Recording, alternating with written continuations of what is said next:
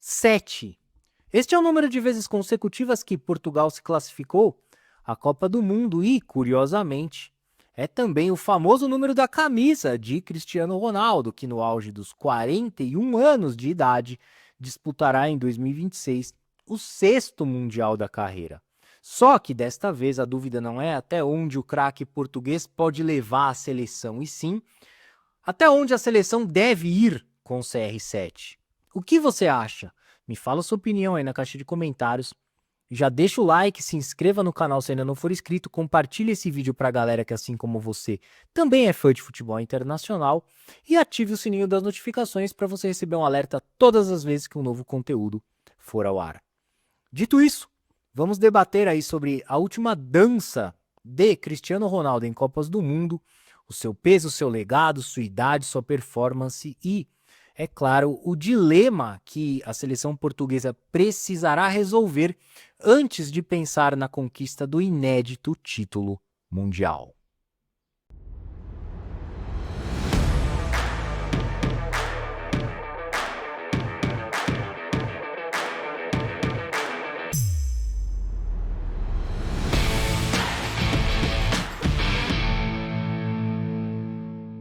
Pela 9ª vez na história, sendo a 7ª de maneira seguida, a bandeira vermelha e verde de Portugal estará no maior palco do futebol mundial. Aliás, uma classificação confirmada por intermédio de uma acachapante goleada por 9-1 sobre a seleção da Armênia no estádio do Dragão, que rendeu aos comandados de Roberto Martínez a liderança isolada ali do grupo F das eliminatórias europeias. Por sinal, um histórico resultado que ameniza a derrota sofrida pelos portugueses no compromisso anterior, diante da Irlanda por 2-0 em Dublin, naquele que foi o único revés sofrido por eles nas eliminatórias.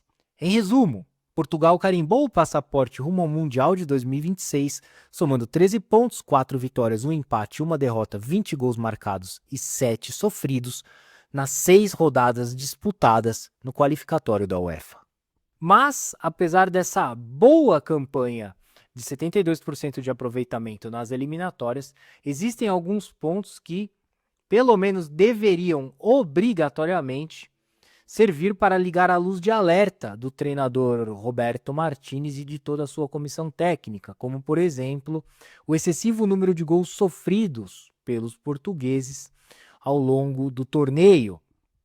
Embora situado num grupo tranquilo ali ao lado de Irlanda, Hungria e Armênia, Portugal foi vazado o total de 7 vezes nos 6 jogos realizados contra esses modestos adversários, o que expõe a vulnerabilidade defensiva de Portugal, que se despediu das eliminatórias registrando um número de gols sofridos superior a 1 por partida, o que deve-se muito ao fato das constantes mudanças promovidas por Roberto Martínez, que, por incrível que pareça, ainda não definiu uma equipe fixa de 11 titulares para Portugal, apesar de já estar no comando da seleção desde 2023, e neste período já ter disputado a Euro 2024 e a última edição da Liga das Nações da UEFA, na qual os portugueses, inclusive, foram campeões. E é claro que essa frequente rotação na formação titular da seleção portuguesa dificulta o entrosamento dos jogadores, as peças acabam não se encaixando e, consequentemente, a engrenagem não funciona, algo que já é tão difícil no futebol de seleções por conta do pouquíssimo tempo e espaço para treinamentos. E como resultado, o setor que vem sendo mais afetado com tudo isso é o defensivo.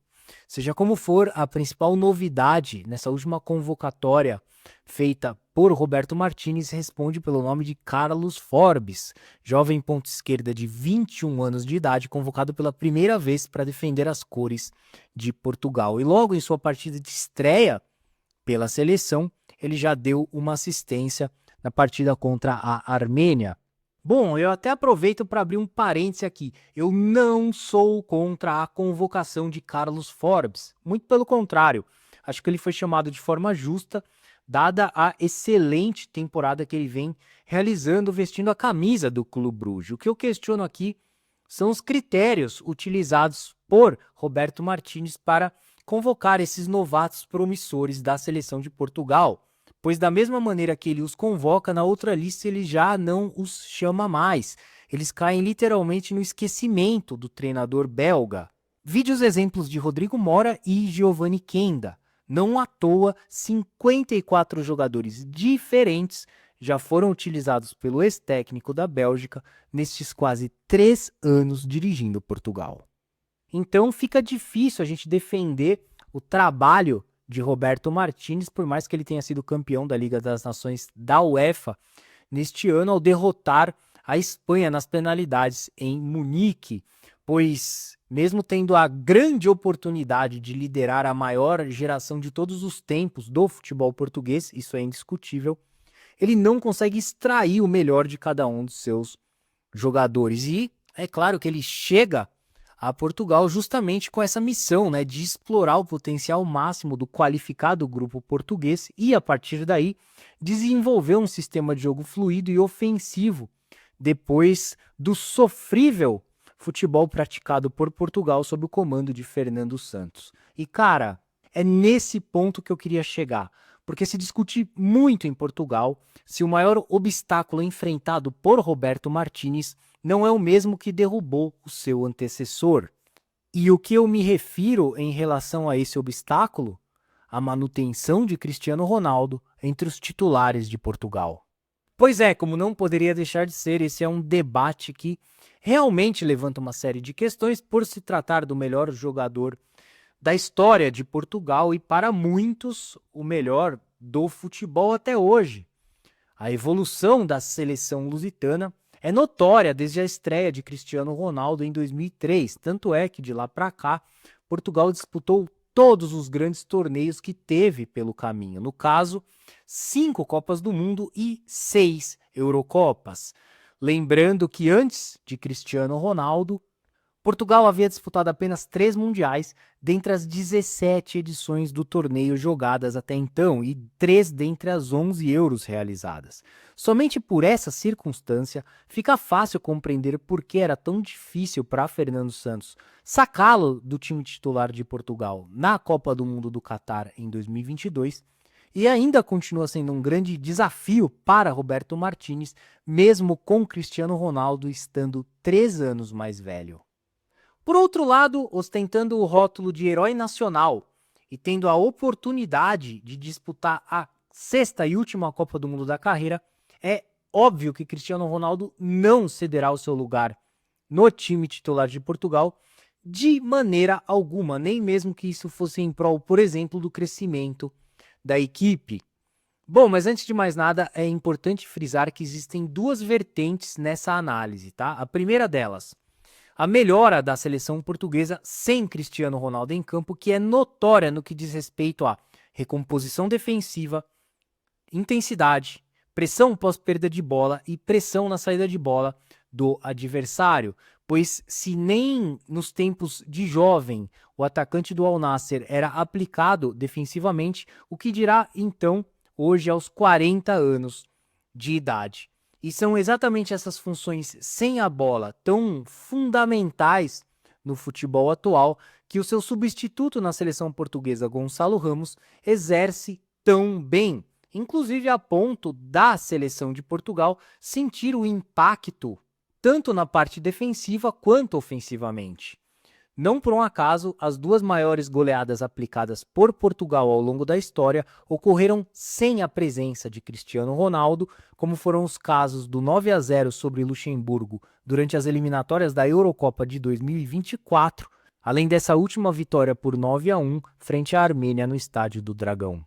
Ademais, em termos de comparação, dentre os 11 jogadores de linha da seleção portuguesa que atuaram 700 ou mais minutos na edição passada da Liga das Nações da UEFA, Cristiano Ronaldo foi o segundo que percorreu a menor distância entre eles, ao correr ali 53,5 quilômetros em 9 partidas, atingindo o pico máximo de velocidade de 31,7 quilômetros.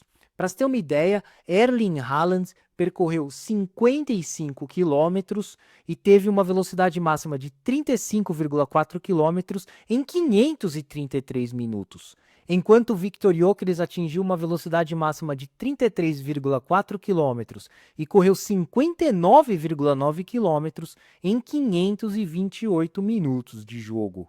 Em contrapartida, vale ressaltar que Cristiano Ronaldo foi o artilheiro da seleção portuguesa nas eliminatórias da Copa do Mundo de 2026, com 5 gols marcados em 5 jogos disputados, e mais do que isso. Ele foi líder de finalizações de Portugal no torneio, com 31 arremates. Para você ter uma ideia, se a gente somar ali as 15 finalizações do segundo colocado no quesito, Bruno Fernandes, com as 14 do terceiro colocado, João Félix, o Cristiano Ronaldo ainda fica acima aí no número de finalizações. Além disso, a média de 6,2 arremates por jogo nas eliminatórias retrata que a maior parte da produção ofensiva de Portugal passa pelos pés de Cristiano Ronaldo, que continua sendo o principal criador de oportunidades da seleção.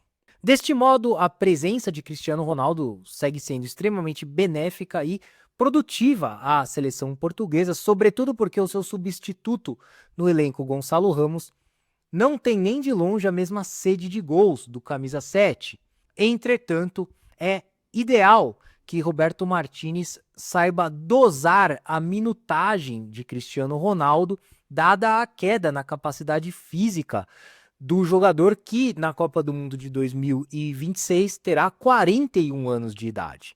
Portanto, dependendo do adversário, da situação do jogo, das condições climáticas, que a gente viu muito bem na Copa do Mundo de Clubes da FIFA, a titularidade de Cristiano Ronaldo deverá ser revista e planejada, levando em conta que nos últimos 2 grandes torneios ele não marcou em 5 partidas na Eurocopa de 2024 e fez apenas 1 gol de pênalti em 5 jogos na Copa do Mundo de 2022. Ou seja, foi apenas 1 gol de pênalti nesses 10 jogos de alto nível. Bom, então para finalizar, não veja isso como uma crítica, muito pelo contrário. Talentos geracionais jogando até os 40 anos não são incomuns nos esportes de elite ao redor do mundo, graças aos avanços da ciência, da tecnologia, bem como a disciplina pessoal de cada atleta. Mas se manter no auge, esse sim é um enorme desafio que poucos conseguem alcançar, como, por exemplo, o quarterback da NFL, Tom Brady, que conquistou seu 7º e último Super Bowl aos 43 anos.